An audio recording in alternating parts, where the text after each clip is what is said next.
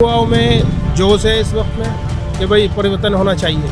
युवाओं में जोश है, परिवर्तन होना चाहिए। परिवर्तन होना चाहिए और हर कम्युनिटी में इसके ये है कि बदलाव आए। अब नई सरकार बदले और नया एक जो है भाईचारा जो इन लोगों ने ख़त्म कर दिया, जो जहर घोल दिया हिंदू मुस्लिम का, और ये जो है नई नई चीज़ें लाते हैं। बड़ा आरोप लगा रहे हैं हिंदू मुस्लिम का जहर घोलना। वर्तमान सरकार ने जहर घोलने का काम। बीजेपी सरकार और आरएसएस का ये प्रोपेगेंडा है। आरएसएस और बीजेपी का पहले से प्रोपेगेंडा है हिंदू मुस्लिम से ही ये हिंदू मुस्लिम कराओ और ये तुम राज करो। हाँ, गृह राज्य मंत्री के पद पर बने हुए हैं, लेकिन इतना तो विधिवत उनसे इस्तीफा ले लेना चाहिए था। उनका इस्तीफा ले लेना चाहिए था, लेकिन केंद्र सरकार ने इस्तीफा नहीं लिया। हाँ, सरकार ने इस्तीफा नहीं लिया तो बिल्कुल ये तो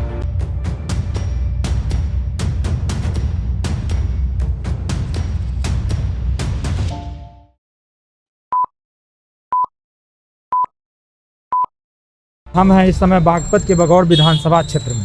बगौर विधानसभा क्षेत्र और बागपत की सियासत सुर्खियों में रहती है, चर्चाओं में रहती है।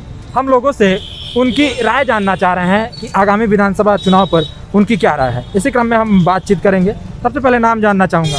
मैं हाजी जमीरुद्दीन अब्बासी, प्रदेश महासचिव राष्ट्रीय लोकदल। अच्छा, राष्ट्रीय लोकदल से जुड़े हैं। राष्ट्रीय लोकदल से जुड़े हैं अब्बासी जी का स्वागत है आपका सबसे पहले। जी, स्वागत है आपका सबसे पहले। हाँ। अब बातचीत करेंगे वर्ष 22 राष्ट्रीय लोकदल से, चूंकि आप जुड़े हैं, आपने समाजवादी पार्टी के साथ गठबंधन का ऐलान भी कर दिया है। हाँ। जयंत चौधरी जी, अभी कल की बात है, परसों की बात है, उन्होंने समाजवादी पार्टी के मुखिया अखिलेश यादव से मुलाकात भी की। हाँ। वर्ष 22 में होने वाले चुनाव पर चर्चा हुई। क्या लगता है 22 में परिवर्तन या फिर कैसे देते हैं, क्या प्रतिक्रिया? परिवर्तन तो होना है, परिवर्तन होना है बिल्कुल।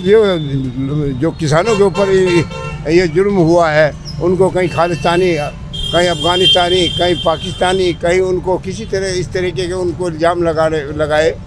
वो इतने सर्दी में, इतनी गर्मी में, इतनी बरसात में वो वहाँ बेचारे आंदोलन कर रहे हैं उनको, और उधर लखीमपुर खीरी में जो है इस तरीके से कुचल दिया गया है जैसे कि बिल्कुल मक्खी मच्छर हों।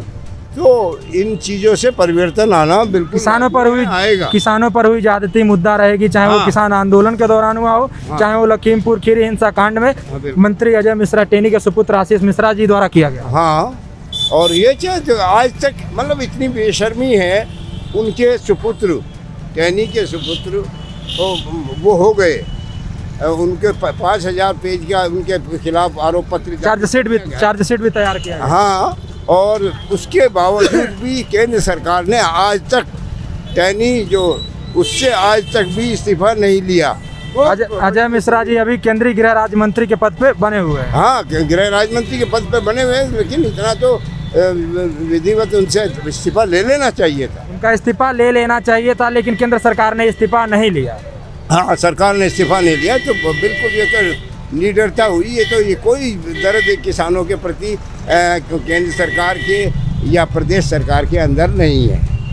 कोई भी भावना किसानों के प्रति केंद्र और प्रदेश सरकार के अंदर नहीं है, ऐसा कहना है अब्बासी जी का।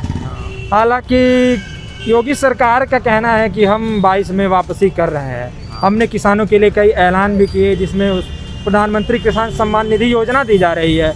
अभी कल की खबर है कि किसानों के लिए बिजली का जो बिल था उसमें 50% की कटौती भी की गई है।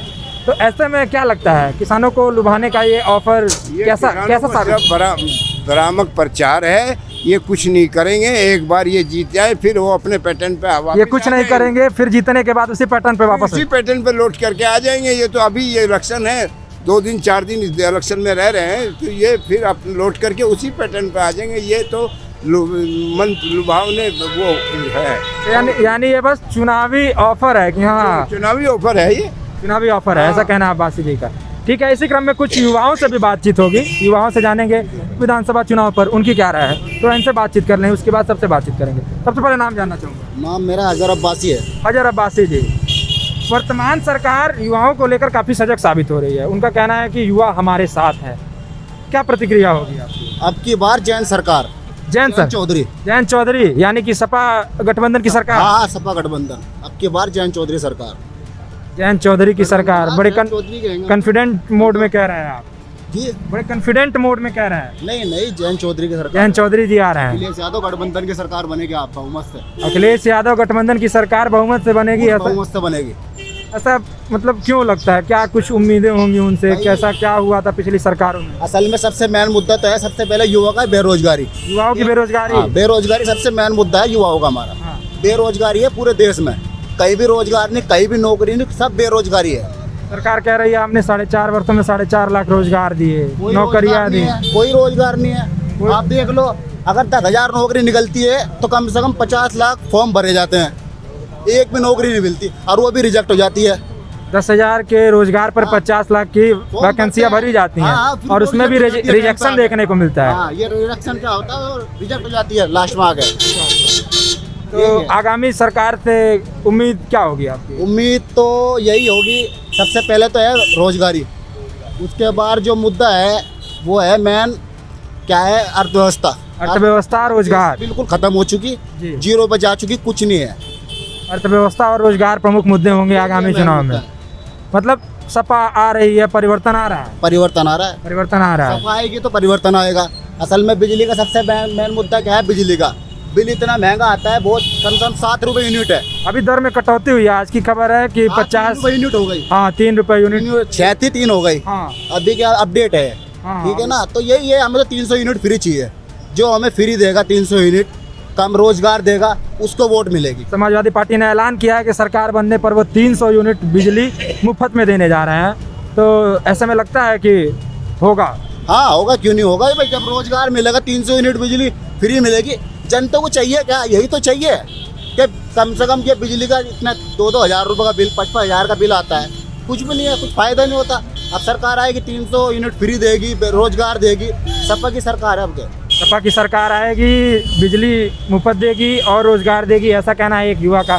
अब इसी क्रम में बातचीत को आगे बढ़ाएंगे। सबसे पहले नाम जानना चाहूँगा। मईनुद्दीन अब्बासी। अब्बासी जी से बातचीत करेंगे। आगामी वर्ष होने वाले विधानसभा चुनाव पर क्या राय है इनकी, क्या लगता है?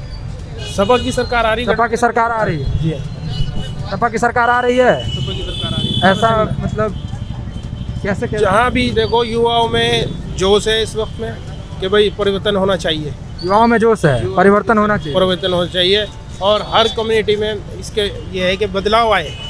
अब नई सरकार बदले और नया एक जो है भाईचारा जो इन लोगों ने ख़त्म कर दिया, जो जहर घोल दिया हिंदू मुस्लिम का, और ये जो है नई नई चीज़ें लाते हैं। बड़ा आरोप लगा रहे हैं हिंदू मुस्लिम का जहर घोलना। वर्तमान सरकार ने वर्तमान सरकार जहर घोलने का काम। बीजेपी सरकार और आरएसएस का ये प्रोपेगेंडा है। आरएसएस और बीजेपी का पहले से प्रोपेगेंडा है हिंदू मुस्लिम पहले से ही कि ये हिंदू मुस्लिम कराओ और ये तुम राज करो। ये कहते हैं सबका साथ सबका विकास, ये सबका साथ सबका विकास, सबका प्रयास। सबका साथ सबका विकास कुछ नहीं है, बस अपना अपना विकास हो जाए। Divide and rule, divide and rule जो अंग्रेजों की चाल है वो इन लोगों की चाल है। धर्म संसद बुला करके वहाँ पर जो हिंदू मुस्लिमों के एक कम्युनिटी पर जो ख़त्म करने का और इनके 20 करोड़ मुसलमानों को ख़त्म करने का ये बीजेपी सरकार खामोश है। मतलब डिवाइड एंड रूल की पॉलिसी चल रही है। माननीय प्रधानमंत्री जी और योगी जी हमारे मुख्यमंत्री जी खामोश है, कोई कहने को तैयार नहीं कि ये क्या जो ढोंगी बाबा है वे नए नए ढोंगी है ना। हाँ। वो जो नई नई चीज़ें लाते हैं। हालांकि हाँ। सरकार का कहना है उन पे कानूनी रूप से कार्रवाई की जाए। कानूनी रूप से कार्रवाई होनी चाहिए, आपस का भाईचारा खत्म ना हो, हिंदू मुस्लिम भाईचारा बना रहे। बड़ी बात कह रहे हैं कि आपस का भाईचारा खत्म ना हो, हिंदू मुस्लिम भाईचारा बनी रहे। और इसी क्रम में कोई और इच्छुक हो तो बातचीत करना चाहता हूँ, उनसे भी बातचीत करेंगे। हाँ, सबसे पहले बातचीत करना चाहूँगा, सब नाम जानना चाहूँगा। बाबू, क्या लगता है वर्ष 22 में सपा की सरकार या फिर वर्तमान सरकार कंटिन्यू करेगी? वर्तमान सरकार का कहना है कि हम 22 में पूर्ण बहुमत के साथ आ रहे हैं। वहीं एक तरफ सपा है जो ये कह रही है कि इस बार परिवर्तन की हवा बहेगी। क्या लगता है, क्या प्रतिक्रिया? तो रालोद का बोलबाला है। रालोद का बोलबाला है। रालोद का बोलबाला पश्चिमी बागपत की स्वर्गीय चौधरी चरण सिंह जी की पृष्ठभूमि रही है, सियासी पृष्ठभूमि रही है। चौधरी चरण सिंह जी के बाद उनके सुपुत्र अजीत सिंह भी यहाँ 6 बार सांसद रहे हैं। अब जयंत चौधरी उस गति को आगे बढ़ा रहे हैं, उसको आगे बढ़ाने का काम कर रहे हैं। ऐसे में इनका कहना है यहाँ रालोद का बोलबाला है। अब रालोद का बोलबाला है तो सपा और रालोद एक साथ चुनाव लड़ रही है। वैसे में सपा की वापसी, हाँ जी, यहाँ वापसी होगी। शुक्रिया आप सभी का हमारे साथ जुड़ने के लिए। आप ये तमाम बातचीत हमारे साथ देख रहे थे क्राइम वीक न्यूज़ पर। मैं गौरव, मेरे साथी कैमरामैन अभिनव राज के साथ।